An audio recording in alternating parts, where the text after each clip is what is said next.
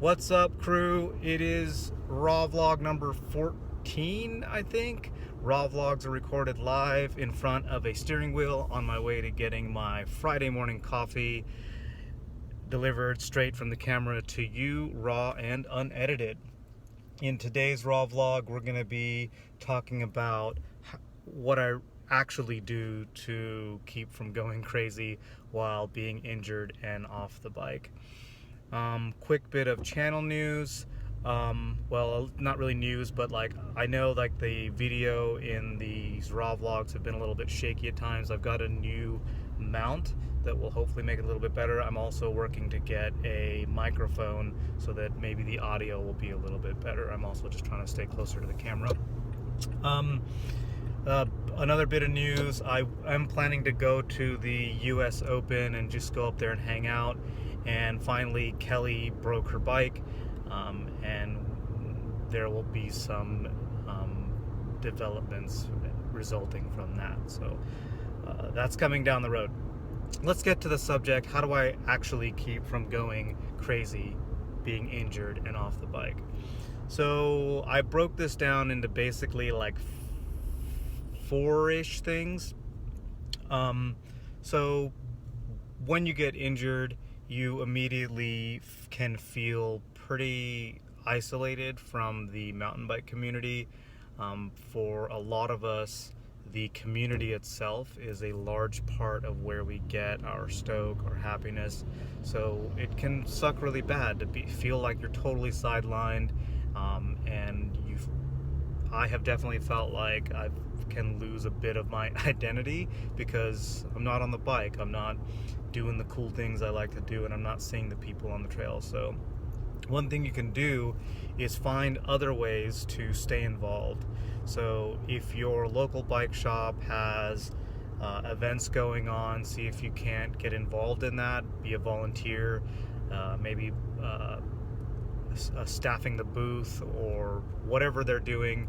I know the Path does stuff all the time. I need to get out and work the tent for them. Planning on doing some of that. You can also do it digitally, which is okay. I know things can get a little bit wonky in digital interactions, but that's also another way.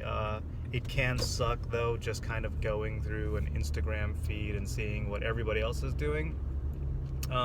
But if you do that, try to take the attitude of you're going on there to be stoked for other people, and leaving comments on hey, I'm stoked for you, can help you out. But really, if you can do stuff in real meet space, that's going to be probably the best bet to keep you involved in the community. Another thing that really works for me is taking things 1 week at a time. At times it's day by day, and sometimes it's hour by hour.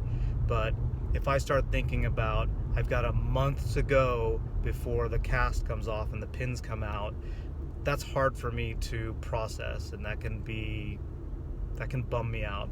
But if I just think about I have a little less than 4 weeks remaining before the cast comes off, that's easier for me to handle, and I can just look at it week by week and check those weeks off as they go by.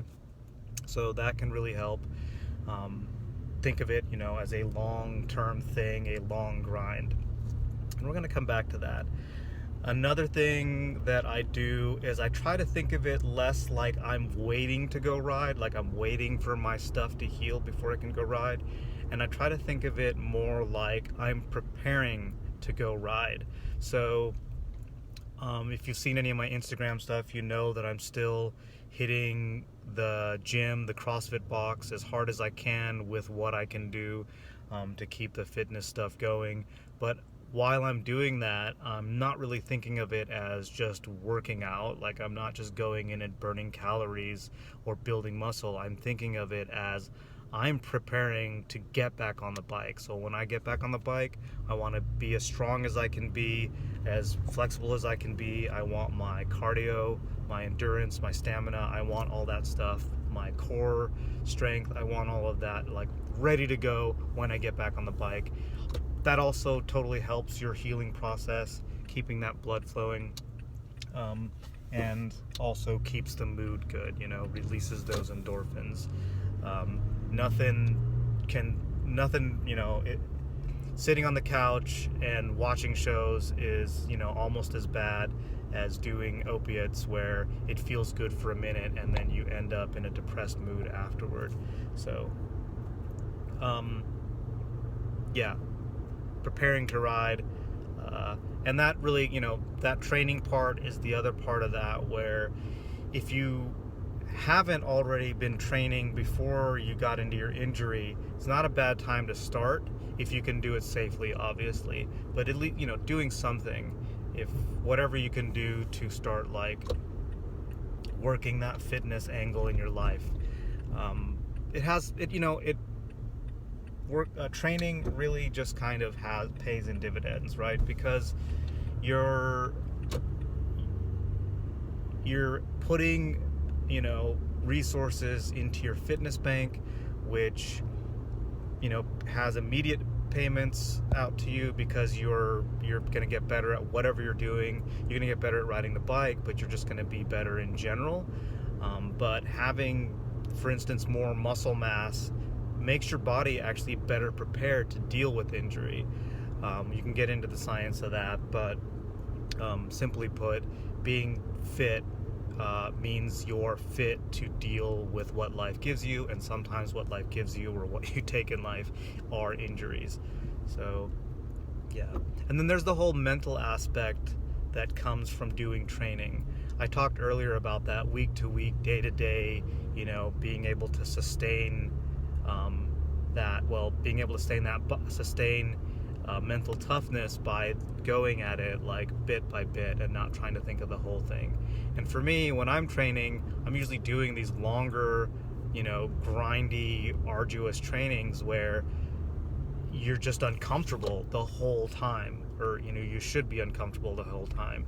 And by doing that, obviously you're training your body, but you're also training your brain to know how to handle that type of discomfort.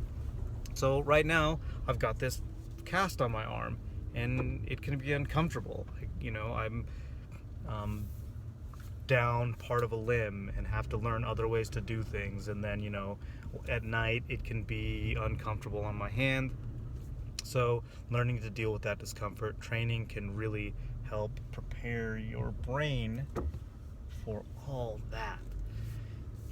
So it is cyclical, it does build on itself.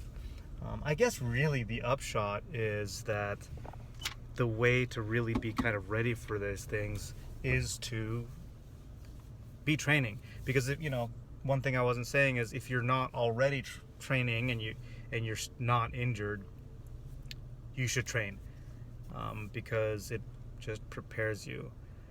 There's a concept that I recently came across, and I don't know, it seems kind of obvious to me now, but the concept of, you can plan, but plans really are just in your brain until you prepare. So you can have all these ideas of how you would stay positive and how you would deal with injury, but until you prepare, like, none of that planning matters. I actually, never really thought of I'm preparing to deal with injury. I was just doing work on a regular basis to have a greater level of fitness in my life, mental fitness, physical fitness, and the way I train has really kind of helped me be fit for dealing with injury. So, yeah, pretty much saying everything again. Stay involved in the community. Where are my notes? Stay involved in the community. Take it a week at a time or a day at a time if you need to. And then don't think of it like you're waiting to ride. Think of it like you're preparing to ride. And then train. Just train. It'll be good for you. And that's it. Would love to hear what you do, like if you're dealing with injuries, or what you think you would do. I know, just real quick, when I separated my shoulder a while ago, I definitely had periods where I went crazy, and at that time, I was probably just as physically fit as I was when I crashed this time. But I think the difference was I didn't stay involved in the community, and I did feel really isolated. So I do feel like that is a key part of it. That was one of the major differences, and I have been feeling a lot more positive this time around. So yeah, stay involved 1 week at a time. Think of it as preparing to ride instead of waiting to ride, and then train. If you liked the video, hit the like button. If you didn't so much dig it, hit the comment button. Let me know why, or just comment and let me know about your way of training or preparing. And hit some subscribe-y buttons to get some more videos that happens when you subscribe to the MTB ALAN channel. See ya.